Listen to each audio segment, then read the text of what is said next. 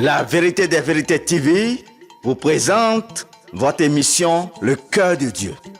Le Cœur de Dieu, c'est une émission qui vous plonge dans les révélations des mystères cachés et profondes de la parole de Dieu. Le Cœur de Dieu, c'est les trois dimensions de la parole, la forme, le fond et la profondeur. Le Cœur de Dieu, c'est les mystères cachés de l'œuvre de la croix.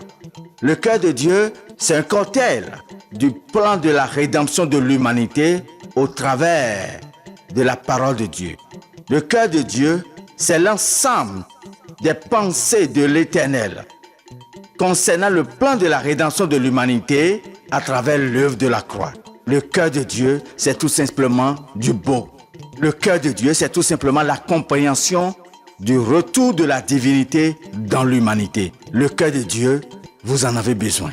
Le Cœur de Dieu, c'est tous les lundis et samedis à 10h. Votre émission, Le Cœur de Dieu. Votre émission, Le Cœur de Dieu, ouvre les yeux de votre cœur pour comprendre les pensées intimes de Dieu. Votre émission, Le Cœur de Dieu, vous donne accès à l'intimité de Dieu. Chers amis internautes, nous vous saluons dans le précieux nom de Jésus. Aujourd'hui, nous allons aborder la thématique de la nouvelle naissance. La nouvelle naissance, c'est la première manifestation de la vie chrétienne. En réalité, la vie chrétienne constitue certaines manifestations, à savoir la régénération, le renouvellement, la révélation et le revêtement. La régénération, c'est la nouvelle naissance. Le renouvellement, c'est le processus de la croissance spirituelle. La révélation, c'est la manifestation du Saint-Esprit qui nous permet d'accéder ou de percevoir la nature de Dieu, le caractère de Dieu et les principes de Dieu. Et marcher avec lui sur la base de la révélation du Saint-Esprit. Et le revêtement, c'est la manifestation de la puissance de Dieu par le Saint-Esprit et la foi. Aujourd'hui, nous allons parler seulement de la régénération, c'est-à-dire la nouvelle naissance. La nouvelle naissance, c'est la manifestation de la foi et du Saint-Esprit qui mettent fin à notre vie passée et qui recommence avec nous une nouvelle vie, dans une nouvelle dimension, dans une nouvelle compréhension de choses et dans la naissance surnaturelle de l'esprit de l'homme. Et cette nouvelle naissance, Jésus l'a dit à Nicodème. Dans le livre de Jean, au chapitre 3, lorsque nous lisons le verset 3, il est dit, et Jésus lui dit, en vérité, je te le dis, si un homme ne naît de nouveau, il ne peut entrer dans le royaume de Dieu. La nécessité de naître de nouveau pour accéder au royaume de Dieu s'impose à toute l'humanité. Parce que celui qui naît une seule fois mourra deux fois. Il connaîtra la mort spirituelle et la seconde mort qui est la mort éternelle. Mais celui qui naît une seconde fois mourra une seule fois. C'est-à-dire, il quittera ce monde, il sera enterré, mais son esprit continuera à vivre quand bien même il est mort. C'est pour cela que la nécessité de naître de nouveau s'impose à tous. Mais comment se passe cette nouvelle naissance? Dans le verset 5 du chapitre 3 du livre de Jean, Jésus dit, si un homme ne naît d'eau et d'esprit, naître d'eau et naître d'esprit constitue ce que nous appelons la nouvelle naissance. Or, naître d'eau désigne la naissance à travers la parole, ce qui permet à Dieu de donner la foi authentique dans le cœur. Naître d'esprit désigne ce don et cette manifestation du Saint-Esprit dans le cœur de l'homme. Alors donc nous comprenons que la parole de la foi et la manifestation du Saint-Esprit constituent donc ce que nous appelons la nouvelle naissance. Et comment cela se manifeste-t-il? Pour expérimenter la nouvelle naissance, il faut une certaine manifestation. Il y a des manifestations spirituelles qui produisent ce que nous appelons la nouvelle naissance, dont la première est la croyance. La croyance est la première manifestation de la nouvelle naissance.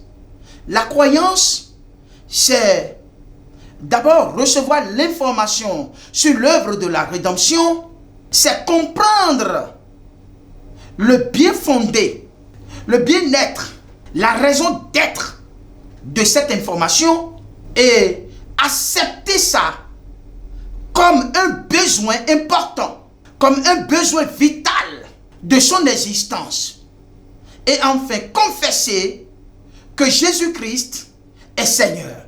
Ça, c'est la croyance. La croyance donc se manifeste par ce qu'on entend, parce qu'on a compris, parce qu'on a reçu, parce qu'on a confessé. Et là, on dira que celui-là, il a cru. Parce que si tu crois, tu verras la gloire de Dieu. Si tu ne crois pas, tu ne verras pas la gloire de Dieu. Or, la croyance se manifeste parce qu'on entend. L'apôtre Paul dit, comment croiront-ils si personne ne le leur annonce? Pour dire que nous croyons ce que nous avons entendu, ce que nous avons compris, ce que nous avons reçu, ce que nous avons confessé. Et lorsque la croyance se manifeste, il devient donc vital pour nous. Il devient donc une vie en nous.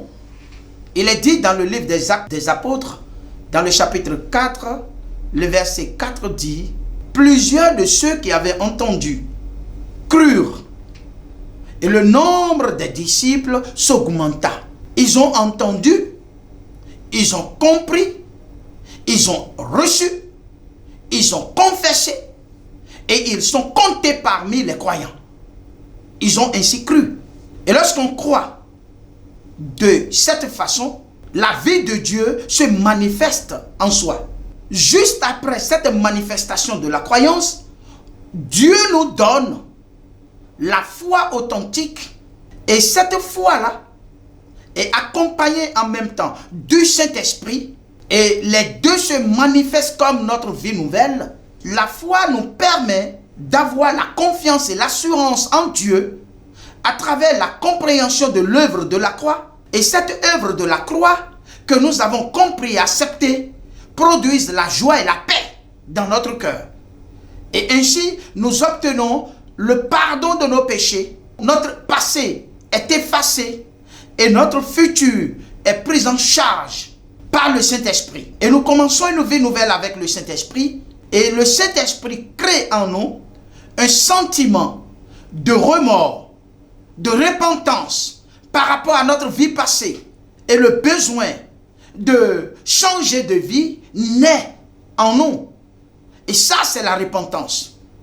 La repentance est créée par le Saint-Esprit et nous ressentons le besoin de changer de vie. Nous ressentons un remords par rapport à notre vie passée et le besoin de la restauration.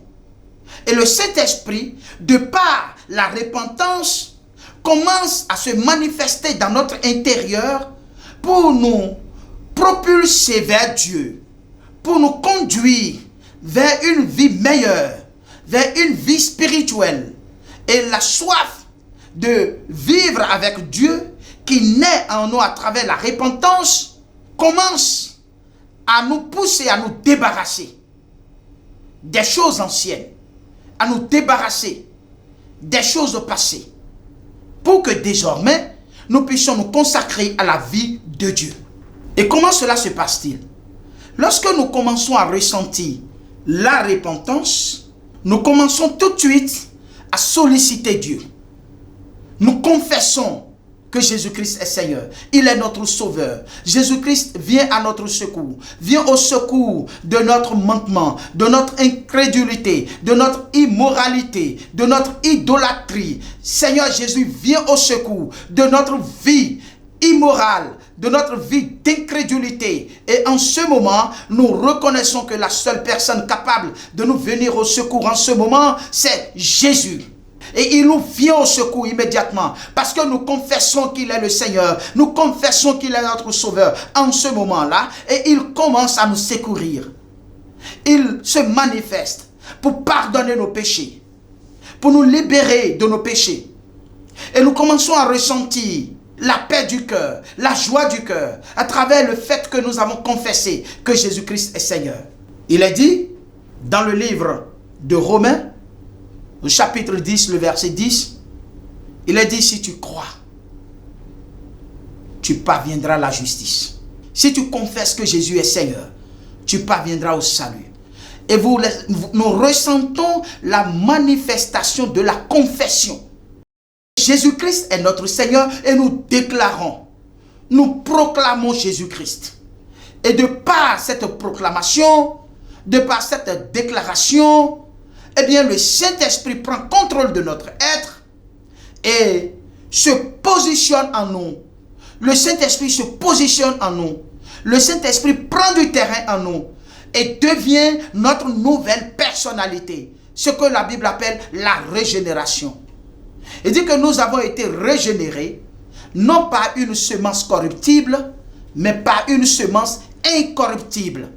Et la semence incorruptible, c'est le Saint-Esprit. C'est la vie de Dieu. C'est le souffle de Dieu qui produit le mode de vie de Dieu. Et c'est ça la régénération. Notre nouvelle personnalité. C'est l'Esprit de Dieu qui est déposé en nous désormais. Et qui coopère avec la foi que Dieu nous a donnée. Et qui devient notre nouvelle personnalité. Nous changeons ainsi d'identité, d'origine. Nous changeons de personnalité. Et désormais, notre nouvelle personnalité, notre nouvelle identité est spirituelle. Et se manifeste à travers la foi et le Saint-Esprit.